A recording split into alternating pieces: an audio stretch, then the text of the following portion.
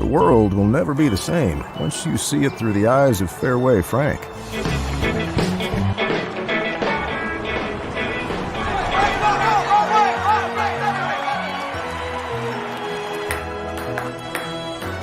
Frank, we'll sell London broils, New York strip steaks, pork chops, pork steaks.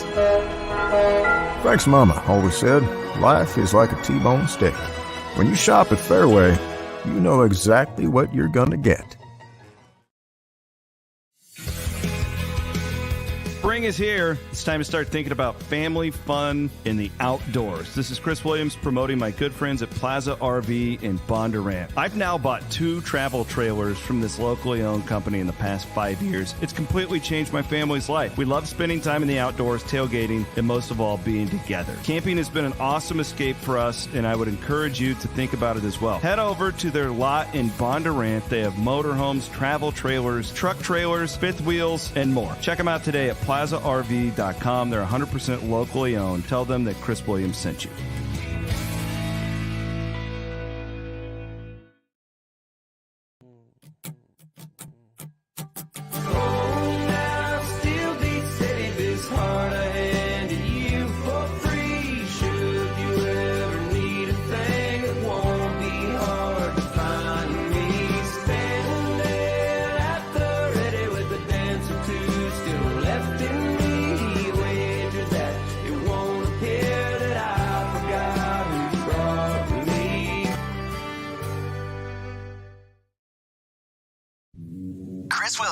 Chris Hassel. 2 guys named Chris. Presented by Fareway Meat Grocery. From the Channel Seed Studios, this is Iowa Everywhere. Channel Seed. Seedsmanship at work.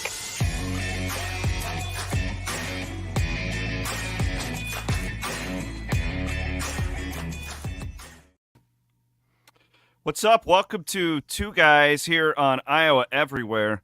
My name is Chris Williams. I'm joined as always by Chris Hassel, and we are at 10 o'clock on your Sunday. For those of you who are watching on demand or listening on the podcast later, we wanted to, 2 things. One, Hassel is on his way to Phoenix today for the men's national championship game for CBS, and he's going to be all sorts of tied up on Monday. So we wanted to make sure and have a show for you. 2, the Iowa women's team is playing for a national championship in 4 hours, and we wanted to be able to make sure and preview that for everybody. So here's the situation.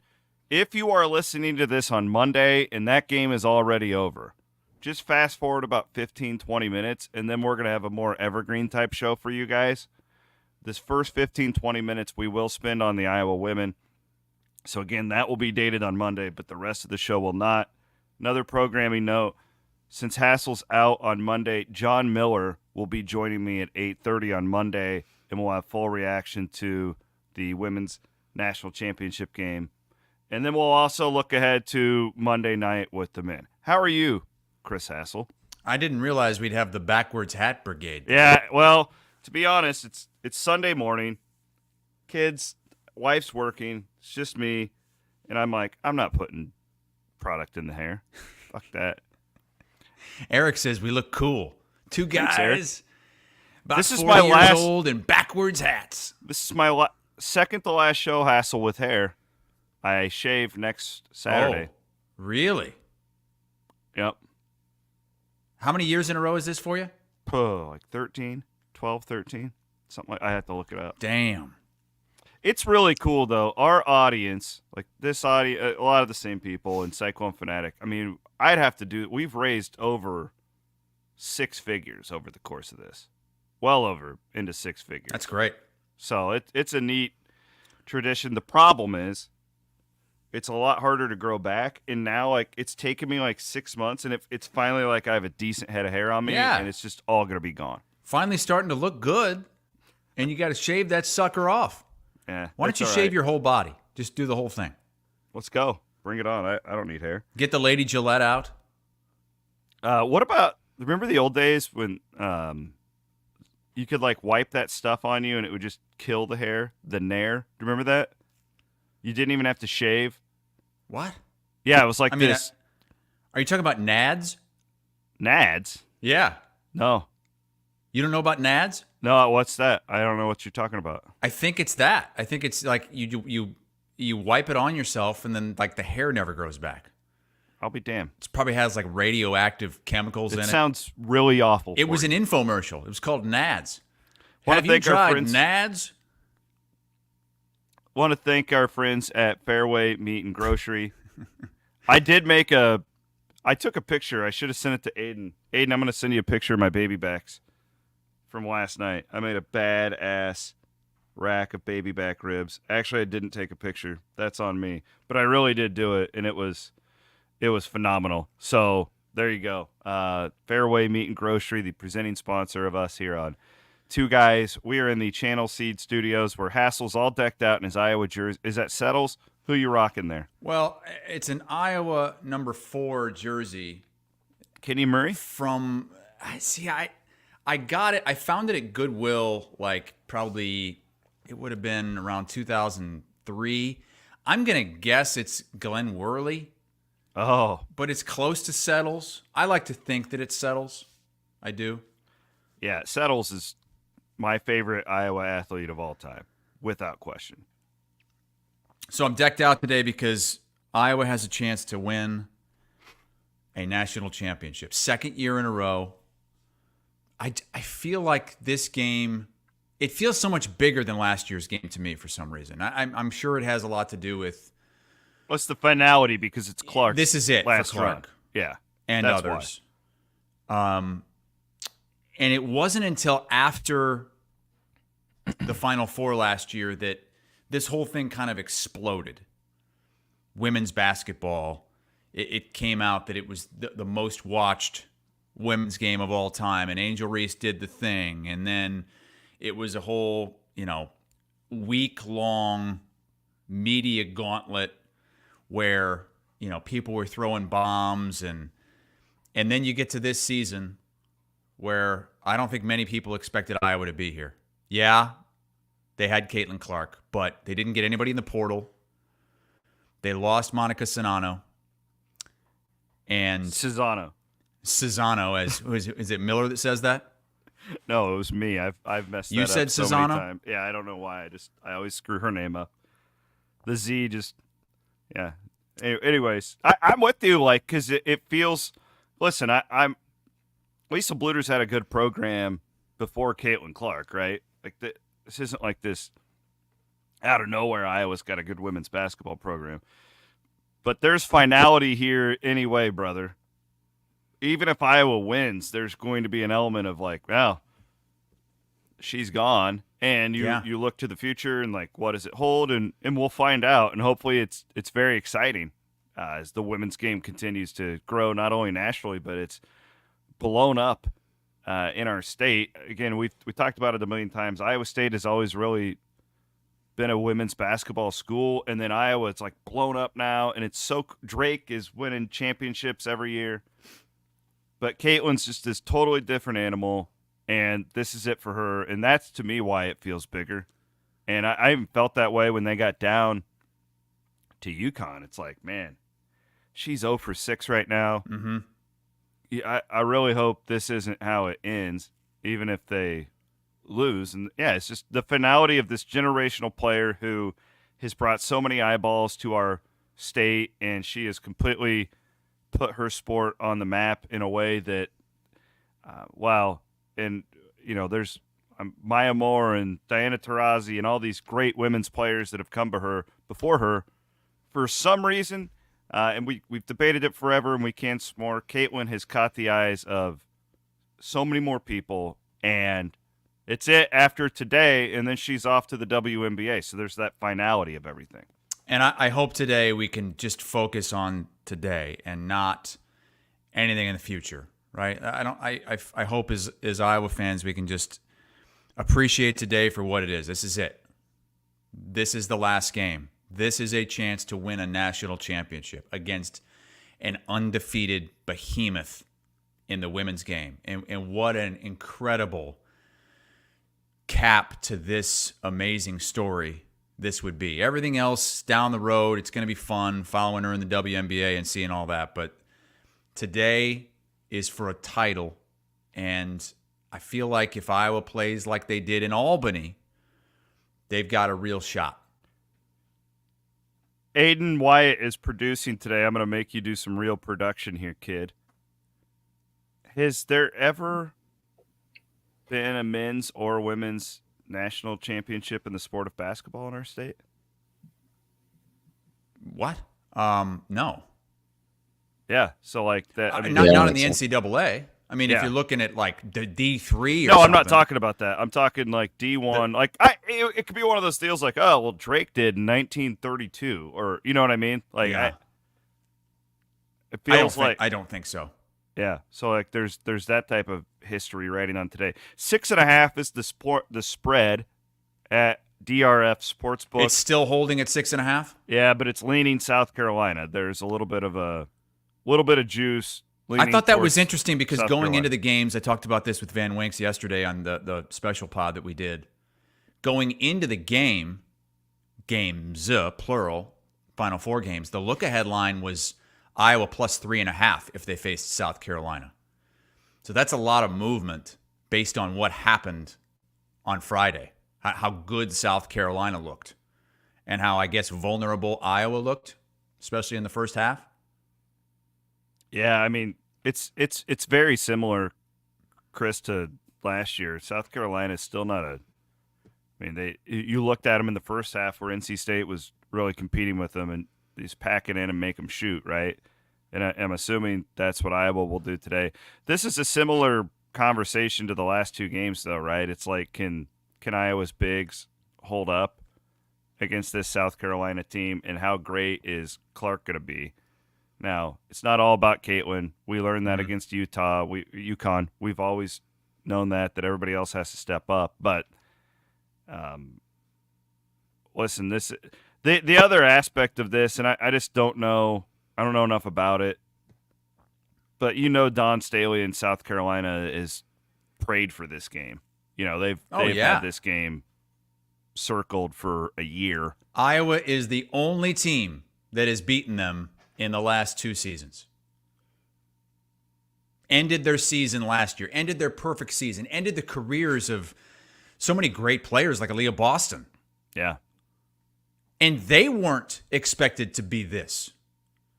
They weren't even top 5 in the preseason poll. No. Look, this isn't some Cinderella story. No. But in the preseason poll, Iowa was ranked higher. Yeah. I think the line's about right, to be honest with you. I think so, too. Yeah. I'm going to take Iowa just because. 6.5. Caitlin Clark. But wait, it might get to 7 before tip. Okay, so if you want to take Iowa, you're suggesting to I'm just looking wait? at the money right now, and it looks like the heavy money is on South Carolina. But so I'm just saying, based on where the juice has landed right now, it looks like it could get to 7. It may not. We'll see. You know what really pisses me off about? I have this offshore book where I get my lines. Oh, God, those are the worst. They can just For women's games, rip you off. They, going into the game, both sides are at least minus 115 juice. Yeah. Oftentimes minus 120. Just because it's a women's game. All the men's games are minus 110. They're trying to protect themselves because of the amount of money coming in and stuff like that. That should start to change. I'm surprised that is still the case. I mean, how many people are going to watch today's game? Will they hit 20? I think so. Yeah. If it's a good game, I think this is going over 20 million. I thought you made a good point yesterday on, man, it really, Iowa being down at the half probably really helped that number too. No it surged it. There's all these people texting, oh my God, Clark's 0 for 6. Mm-hmm.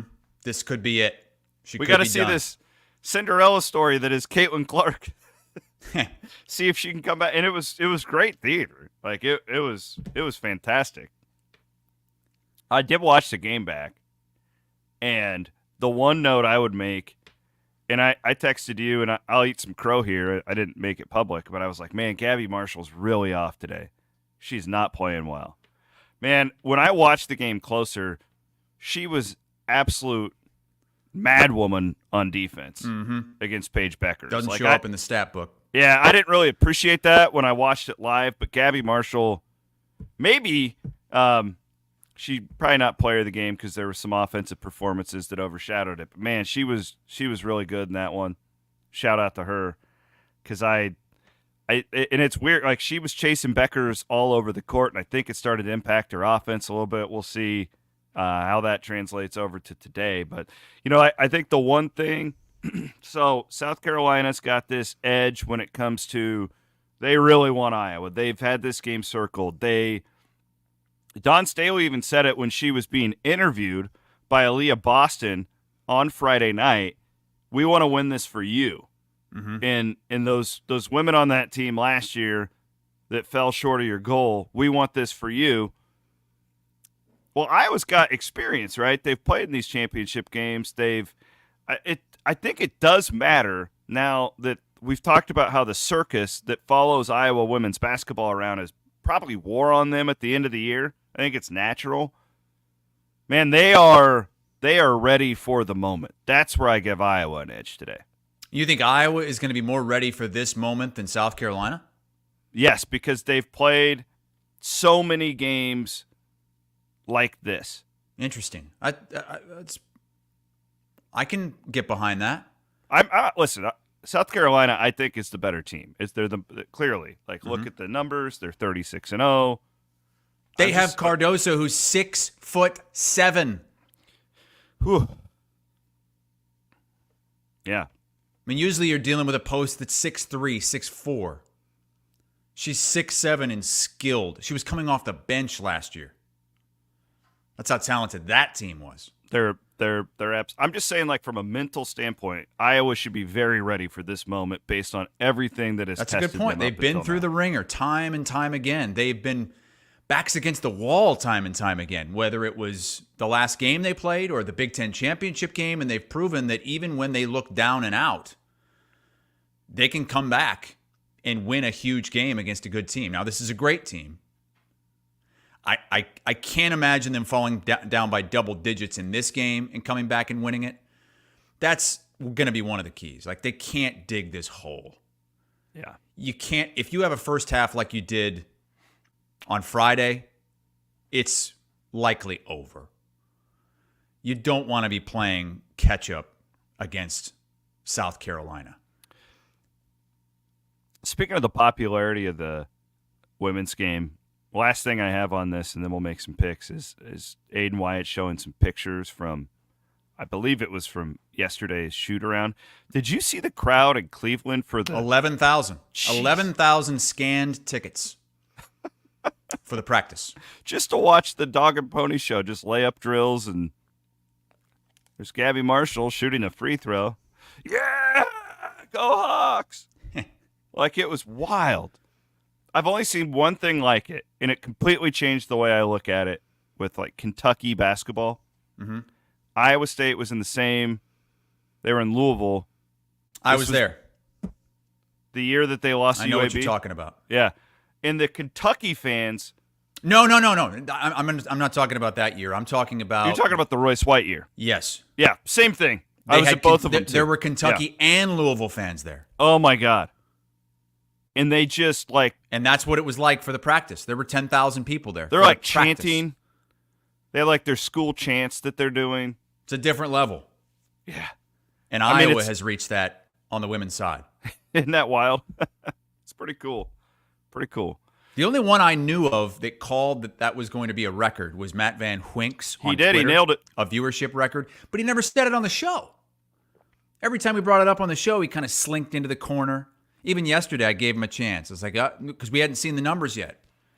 And he's like, it's going to be close. But he slinked in the moment. He came over to my house last night. We were watching WrestleMania. And Van Winkle's sitting over there, and he's drinking some Steeple Ridge. Well, I called it right. Told you guys it would be a bigger number. Because he's trying to brag, but he's trying to be humble about it. One of those deals. Well, that's what he was doing in the group chat yesterday. I told you guys. And so I pulled the audio from yesterday's show. I actually really think it'll be close to that LSU game. I think it will be too. I predicted. I think all of us were kind of on the same wavelength predicting that it wouldn't break the record that Iowa just set in the Elite Eight against LSU of 12.3 million average. Anyway, he said, I think it'll be close. That's all he said. There wasn't some big punchline I was waiting for. Sorry. I know you thought you were waiting, like, what's he going to say? What's he going to say? No, but they won't break it. No, he slinked in the moment. All right, so today, though, I think it's going to go over 20 million if this is a close game. It's on ABC, and it should blow away the record that was just set a couple of days ago. I think it is a close game. I think that Iowa the key to this game will be South Carolina shooting. Right, like Iowa's going to pack it in, and if they make their threes, it's going to be really like LSU did last year in the championship game. Yeah, they made a bunch of threes. Because I don't like as good as South Carolina is. I still think Iowa gets its points on the other end. Like I just don't see any way that the Iowa team that I don't think they have another first quarter like they did against UConn from a shooting standpoint. So, listen, I will pick South Carolina to win the game. I think they're the more complete team. I think that they have that chip on their shoulder, all that stuff. But I would definitely be with you and take points in this one. And I really hope at that 5 and under to end the game, it's a really close one, and we all get our money's worth here. What's your pick? I'm going to take the points for the hell of it. I don't know if it's the smart bet, but I'm going to take the 6.5 or 7. But South Carolina, Cardozo's 6'7". They have the huge chip on their shoulder from last season. Don Staley's an incredible coach. They've won national championships before. I know Iowa keeps proving everybody wrong, but I'm going to take South Carolina to win the game. I'm wondering, how are Iowa State fans watching this game today? Aiden, get on in here. You're Mr. Hey, they're all rooting for Iowa South State Carolina. fan. Aiden, what are your thoughts going into this game as an Iowa State grad, diehard Cyclone fan? Don't tell my parents this, but I'm a Caitlin Clark guy. So whoa, that's fair. I honestly like. A lot of Iowa State fans aren't gonna like this, but I really don't care if Iowa wins the national championship because I think it'd be pretty cool. But just because, I have a lot of friends that are Hawkeye fans, so I think it'd be really cool for them to experience something like that. But I'm gonna refer to you're Don not Hassel on this one. The problem is, Hassel, you just asked Aiden, who's one of the most rational humans on planet Earth. Let's get Ted Flint in here and see what he says. Well, I saw a tweet this morning from a well-known Cyclone fan, Mr. Guggenheimer, Alex Guken. And he tweeted, "Happy Caitlin Clark's Hawkeye career is over day. I thought I'd be much more excited for this day, but instead I have to hate watch the national championship game again and hope that they lose. Please pray for the haters and losers we've already hated and lost more than we imagined." I think it was a genius move by Cyclone Larry to bow out and go into hiding and hibernation before this Final Four run. Because what would happen? He would spontaneously combust if he was still out there in the public and Iowa wins this national championship. I didn't even realize Larry's back in hibernation. Oh, yeah, he slinked away. Oh, man. Went into his hole. During portal season? This is it's one of the best times of year for an Iowa State I'm telling you, fan. I think it was a preemptive strike against a potential Caitlin Clark national championship. I think that's why he did it. Oh, man. I would guess. Though, I am not cheering for Iowa. I just do not care. I would guess 75 to 80% of Iowa State fans will actively root for South Carolina. Mm-hmm. You're going to have 10% like Aiden that just don't care, and then they're going to have 10% that would be the older range, like my parents. Well, my parents are bad examples. My mom will be, rocking her Cox all day today. It's Hawks versus Cox. Oh, that's right. Yeah, your mom. So your mom's going to be rooting hard for the Cox and against Clark. Yeah, all in on the Cox today in our family because it's who we are. We're Cox. It's what we do. But I think there'll be a lot of people who have lived in this state for a really long time that aren't like just Twitter pissy about the rivalry all the time. Who I could see 10% being like, yeah, it'd be really nice if the state of Iowa won a national championship, right?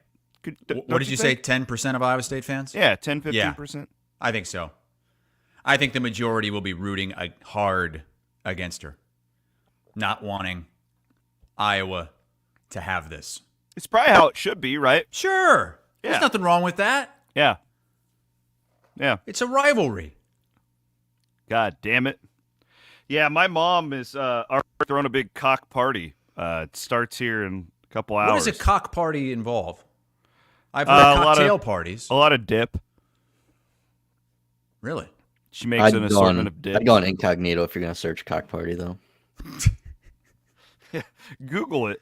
What are you asking me for? No, I think she's probably a little, because again, like my background, I remember watching, like, my parents made C. Vivian Stringer. She was like a god in our house growing up. Like, we watched women's basketball before. It was really hard to watch. Like, you couldn't even find it on TV. But so it'll be a little mixed emotions, but they're all in on the Cocks. Like, wait, so are you going to watch the game with your mom? No, it's like 3 hours away. We'll probably FaceTime a couple times and stuff. But you're not going to be rooting for the Cocks, are you? I'm pretty indifferent, honestly. I mean, I have so many people in that Iowa women's program who I really like. I mean, I've known Caitlin a long time. Their SID is a really good buddy. I really appreciate Coach Bluter. So I would like to see those people. The problem is it's the assholes on Twitter that I don't want to enjoy it. I don't want to give them that satisfaction, right? Mm-hmm. There's the people in the program who I've come to really, really appreciate. I do have the background where we've watched South Carolina for my whole life, so it's like I am a fan of them. So I'm pretty indifferent today, but I mean, it's good for our show. It's good for our state. Like, I'd be totally fine if Iowa won the title. Good question here from Christopher, another one. He would like to know if famed Two Guys commenter Circle Herc would be invited to your mom's Cox party. No. No Circle Herc at your mom's Cox party? Okay. He's too Circle Herc's a little too amped up. Like, I don't think he'd fit well there. But then you have like the aspect of like, and this is where like my sister and her daughters they hardly watch men's college basketball. Okay. Like, and this is not just a Caitlin Clark thing. This has been the case for a long time. They're diehard Iowa State fans. Diehard. Like, go to the Big 12. Like, they're nutty. Bill Finley, like, greatest coach on the planet. Like, but they've been captivated by Caitlin. I've told this story before. Like, they literally sat in Hilton Coliseum, rooted for the Cyclones, but cheered when Caitlin Clark made a basket. So, I'm telling you, like, it's a weird dynamic of what's happening here. And then you have my daughter, Cameron, who Emily Ryan's her favorite player of all time. She says she's rooting for Iowa because she really likes Caitlin and she thinks it's neat that a girl from Iowa, her words, a girl from Iowa is the best player in the world. She goes, but I would never root for the Iowa boys, ever. Direct quote from Cameron. She doesn't like Fran McCaffrey. She kind of sounds like a lot of Iowa men's basketball fans. Fired up for the women, not necessarily for the men. I'm not making this up. She compared Fran McCaffrey to Donald Trump. What? She said, every time I see him, he's yelling. I don't know. I really, the last couple of years, the camera's over there, and he's just standing there with his hands in his pockets. Yeah, but that's not what makes the highlights. She's not watching like right. the games like we do. Goodness. So, anyways, there we go. We're both picking South Carolina, but I've been wrong on this Iowa women's team all year. Williams, you're overmodulated again. I don't know if you're too close to your mic. Just amped up. I know, but my God, we start talking about my mom and the Cox, and I get all fired up. You start yelling into the microphone like this, and it just overmodulates. Couple other stories before we get going, and this is for the more evergreen audience, not the immediate one today. I really wanted to do this last week. You pulled this story from The Athletic that I had missed about this group of like administrators, and there's a guy from the NFL who's a very influential member of the NFL's like front, like the business side of things.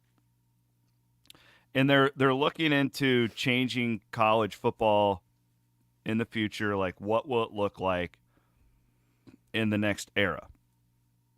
Let me read you a portion of this story of what these cats are working on. It says, one league overseeing college football's highest level. So it looks like the NFL. No more conferences as we've known them. Playoff berths being decided solely on the field.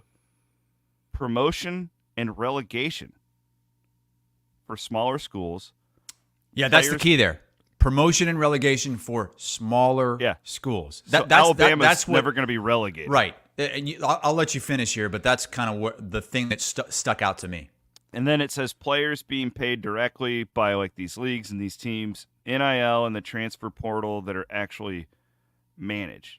So real quick, the big concept here is you have like 70 schools.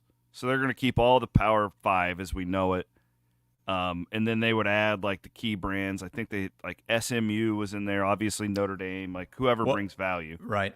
SMU is going to be in the ACC this year, by the way. Correct. And then there's a lot, but the basis of this that I found so fascinating is that the premise here, and again, these are like college athletic directors and presidents working on this.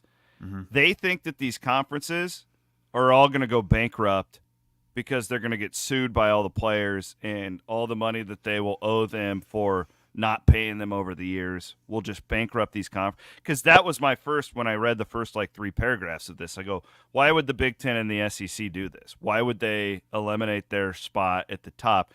The prediction here is that everybody goes bankrupt and they have to start from scratch. Which I think is possible. I mean, anything is possible at this point with the next 5 years in college athletics, because I don't think what we're doing is sustainable. So something has to happen. And I mean, we've already heard it from Jamie Pollard. I mean, they're setting aside a ton of their money for when this big thing happens, whether or not they're paying the players or they get sued. I mean, that's all. You can discuss that. What I didn't like about this proposal is that so what did they say it would be, like 70 teams or 80 70 teams? is the number I saw. Yeah. Okay. So they would split everybody up into like groups of 10, and the winners of those groups, those, I guess you could call them conferences, divisions, would go to the playoff. But every team that is right now a Power 5 team or a major brand, they would be safe from relegation. The only relegating and promotion would be within the extremely small schools, the 50 or 60 non-power schools, let's just say Mountain West. So they would compete and would only get to go up and down amongst themselves. Like if Rutgers is in one of these power divisions, Rutgers could never be relegated.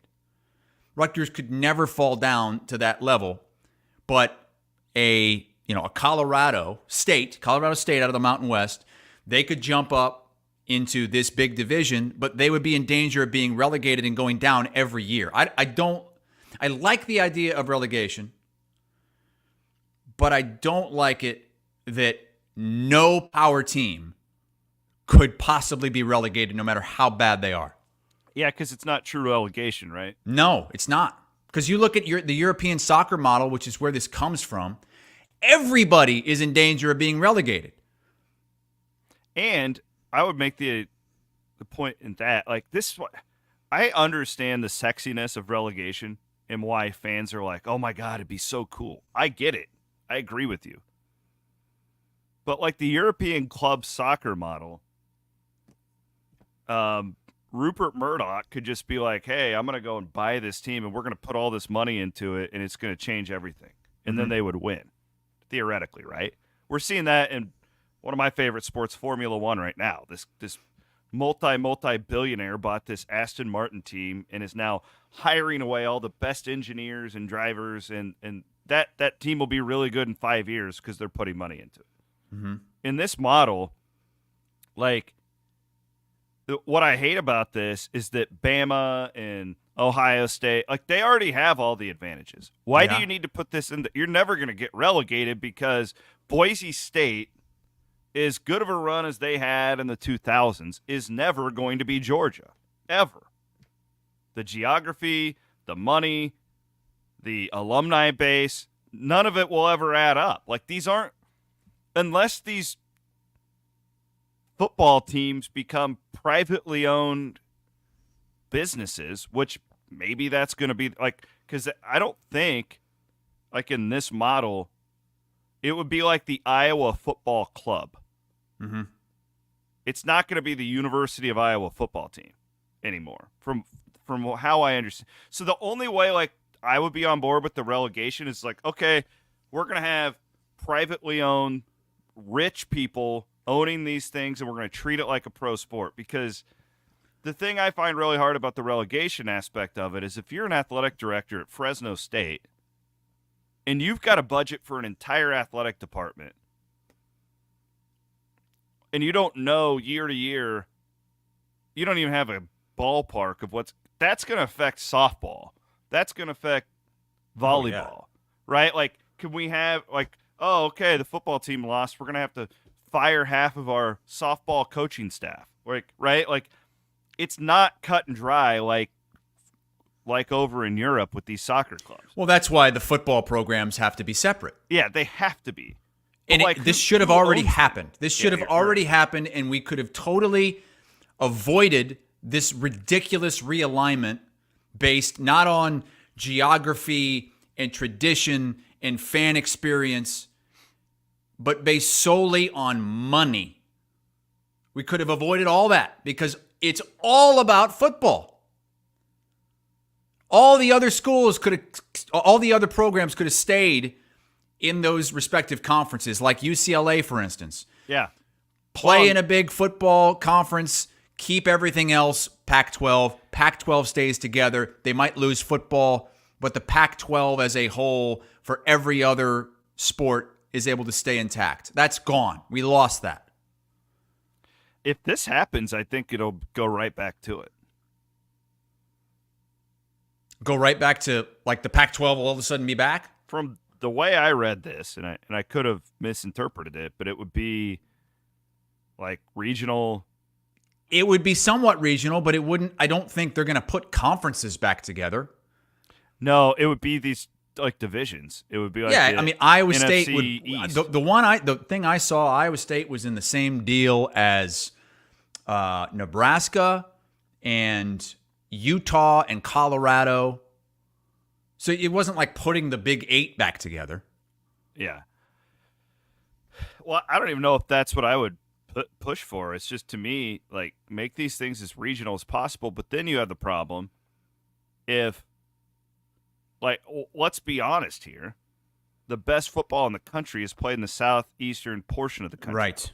So and I was looking at those conferences, the way they broke everything up. And, yeah, there are going to be some really weak divisions where, you know, if I was in a division like the Big Ten West.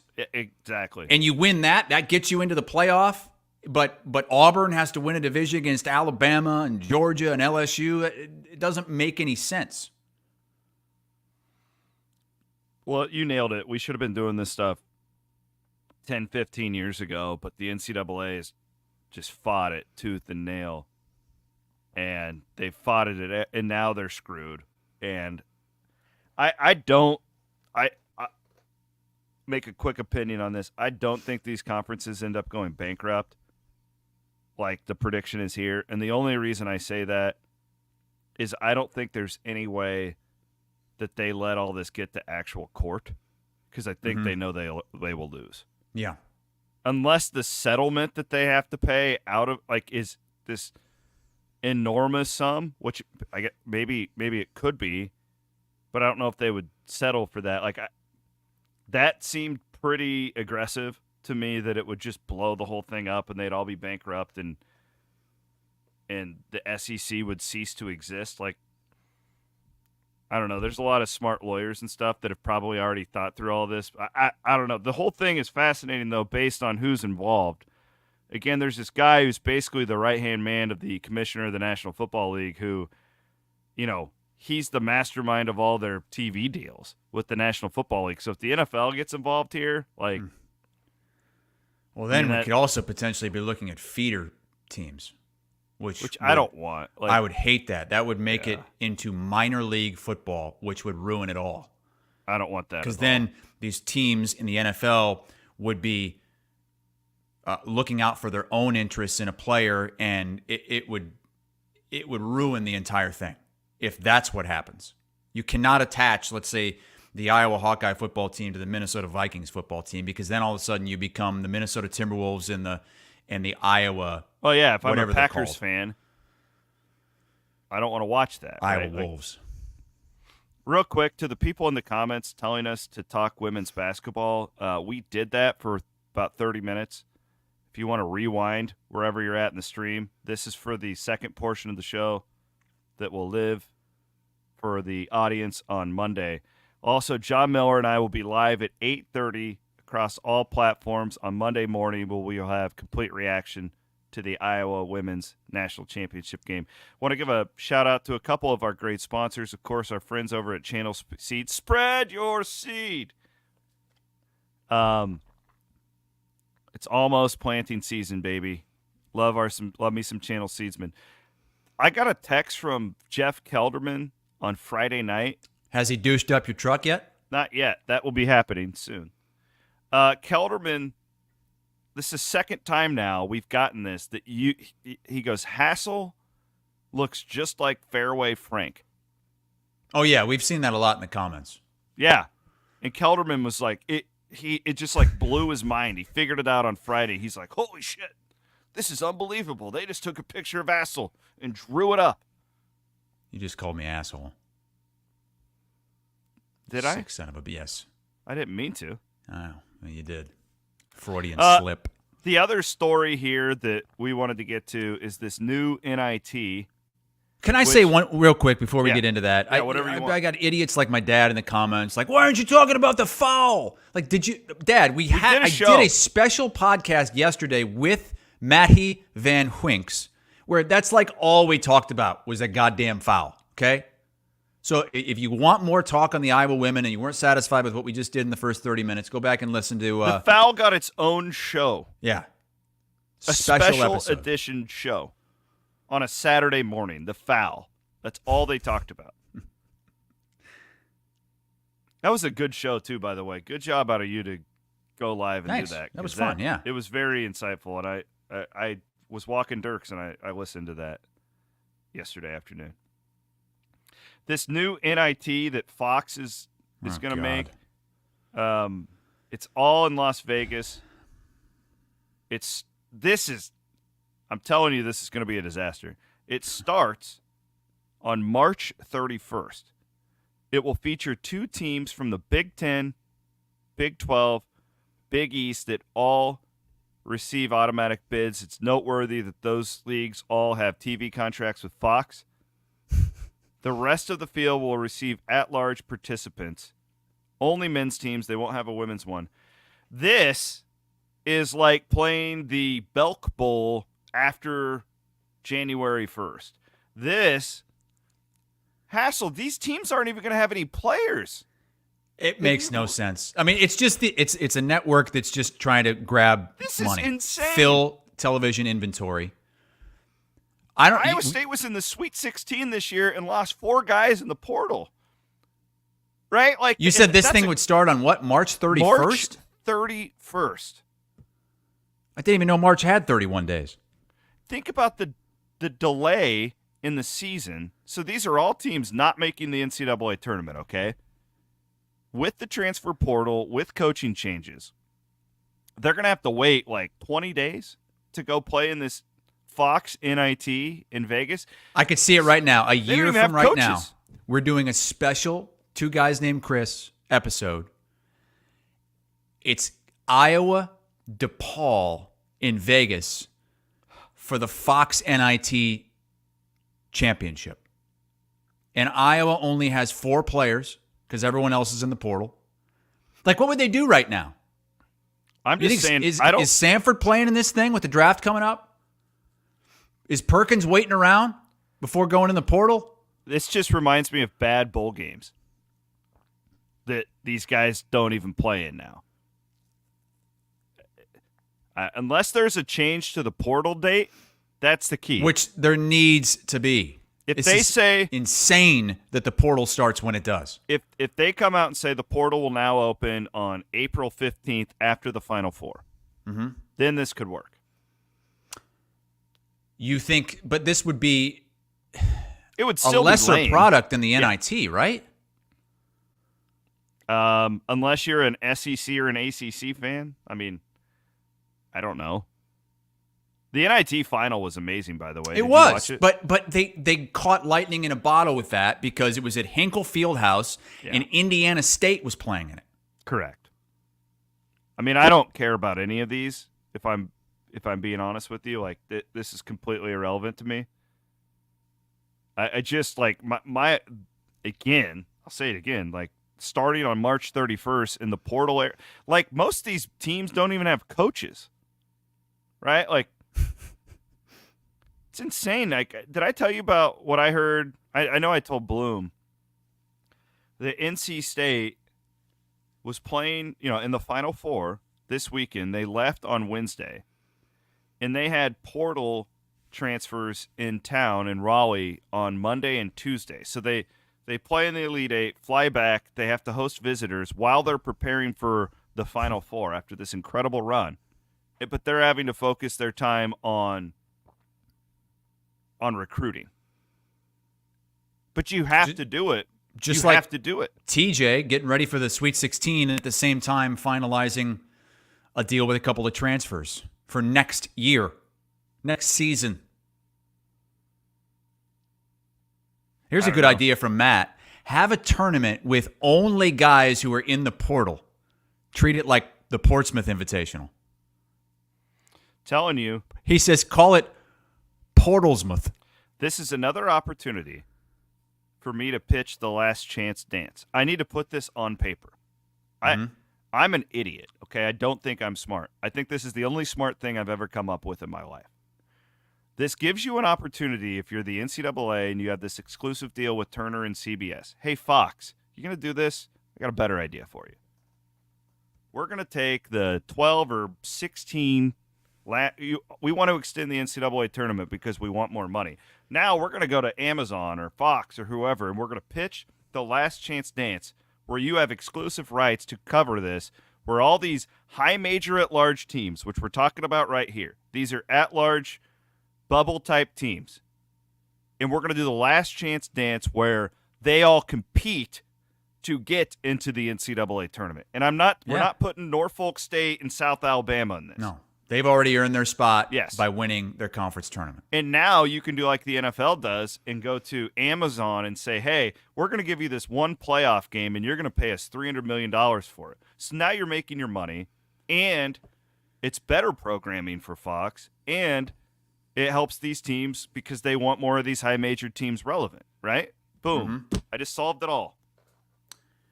I was thinking last night as I was sitting through another horrible March Madness commercial break that I don't think I could take an expanded tournament because the commercial redundancy would drive me to the ledge. It already has. It would drive me over the ledge. The commercial where Chet Holmgren and Shea Gilgeous-Alexander are singing.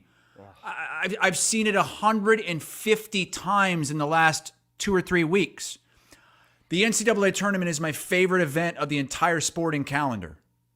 So I watch it, okay? And I'm going to watch it no matter what. But this is driving me insane. And it happens every year. That commercial. Then there's the one that's like The guy looking at his phone, ready to delete his pictures, and the auto-tune singing.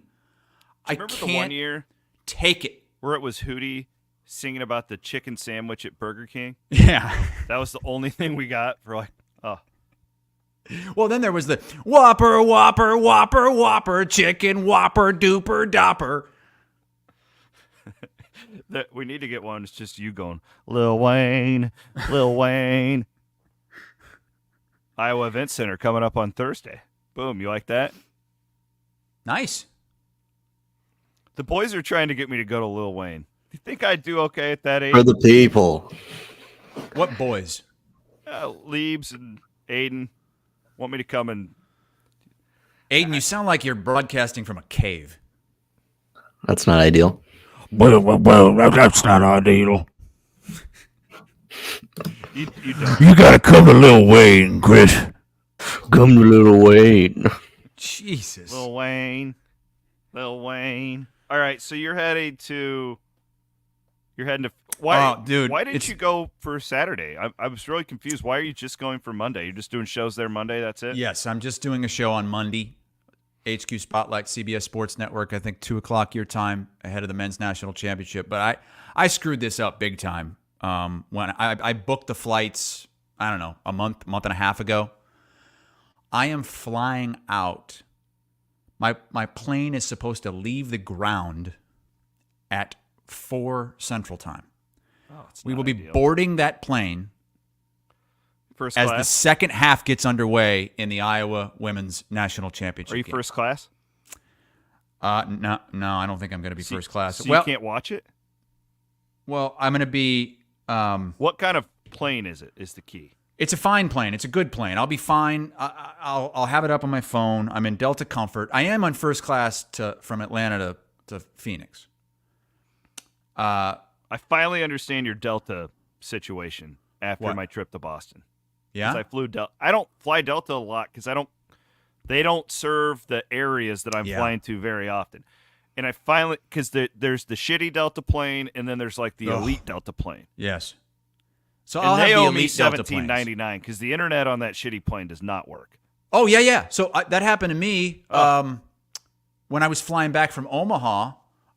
I bought because if you're on a good plane, you get internet for free. And it's good internet. And it's streaming capability. Yeah. If you're on a bad plane, then the internet only turns on once you hit 10,000 feet, turns off when you go below it.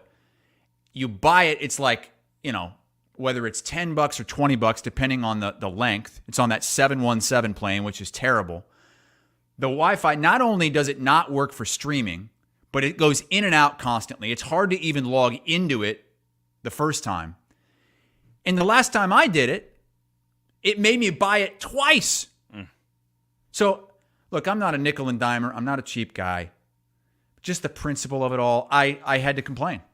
I went in there and I complained. And you know what these bastards did to me? This wasn't Delta. This is the internet provider on those shitty flights, GoGo or whatever the hell it is. Yeah. They write me back because I said, I had to buy the internet twice, and it didn't work either time. I want my money back. So what do? They give me 2 promotional codes for free internet. It only works for the next 6 months. So if I don't get on one of those shitty planes, And I it won't even probably have an won't work opportunity, then and it won't work then either. Yeah. God. Sorry. Well, best of luck. Again, Thank you. Miller's going to pinch hit for you. So on I'm Monday flying. morning. I land tonight around midnight Eastern in Phoenix. I will Uber to the hotel, probably taxi from an airport. Go to bed, wake up. I've got the show at 2 Central tomorrow. I will immediately Uber to the airport and fly home. I'll be back home by midnight Eastern tomorrow. That's a lot with all those time zones. It is. I'm not looking forward to it. So will you work on you Off won't work- Tuesday. Yeah. That's my travel day. That's Is my Amanda co-hosting with you? recuperating day. Yes. She's already out there. Oh, okay.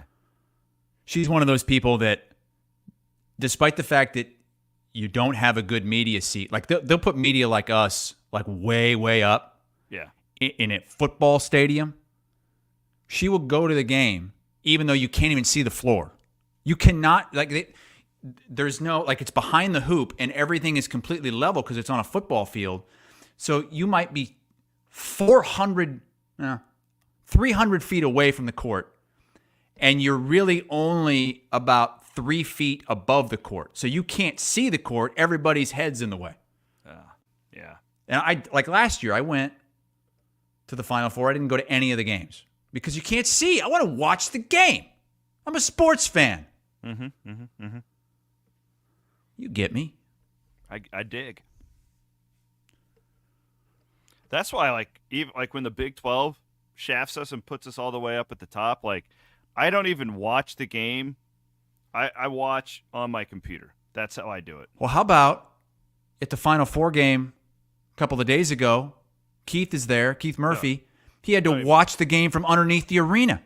They didn't even have a media spot for him in the arena. He had to watch off his laptop in the bowels. We should really do an off-season podcast. Nobody cares, though. That's the problem. Nobody cares. Never. What? It's just an off-season podcast, just bitching about the media stuff we have to deal with. It drives me crazy how seemingly these athletic departments, not athletic departments, but conferences or whatever. And I get it. They favor the national media so much. The national media will get all sorts of access and stuff that the local people never get. And I get it because it's special. With Iowa State, when Josh Pate's coming to do a show, that's really cool, right? And you want to take care of him. And I get it. But when you just constantly like this deal where Keith is the most recognized and followed human in all of Iowa, it doesn't matter if it's sports or whatever, to stick him down there, a lot of these national types get their information from the local media. That's how they stay educated on all this stuff, right? And then I don't know what the answer is, but that was a travesty. It made me so mad on Friday night when I saw that. And Keith didn't do anything, and he wouldn't complain publicly because he's just not that kind of guy, but we'll do it for him. Yes, we will. Well, I hope he's got a seat today. Yeah, he better. He was standing in the tunnel. Again, at that point, just go back to the media room and watch it on your computer. That's the best way to do it. I've done that. I watched Iowa State's Sweet 16 game against Virginia in the United Center. That's how I watched it. I was in the same boat. Worst experience that I've ever had covering a quote-unquote big event was when Keith forced me to cover the NCAA Wrestling Championships in St. Louis. And you know me, I don't like wrestling. You cannot go out into the arena and watch or shoot or anything. You have to stay underneath in the bowels of the arena and record everything onto your little device. And back then it was tiny, tiny screen. You could hardly see anything. And you sit under there for 8 hours a day. Meantime, the NCAA tournament's popping off. And you can't watch it. You can't see it. Again, like you said, nobody cares. I'm sorry. It has scarred me to this day. We're just venting. That's it. I made a horrible mistake the other day at work. I work with someone who has a brother who is a wrestler at Michigan. Okay. Her name is Jacqueline. She's an anchor at CBS Sports HQ. And you would have thought I called her just a horrible word that you don't call a woman. When I said something about wrestlers wearing leotards. Oh. Apparently they're not leotards. They're singlets. Yeah, they're singlets. I thought they were leotards. I thought it was the same thing. I mean, no. What? It's a disrespectful. What, would that offend you too? It doesn't offend me, but there's a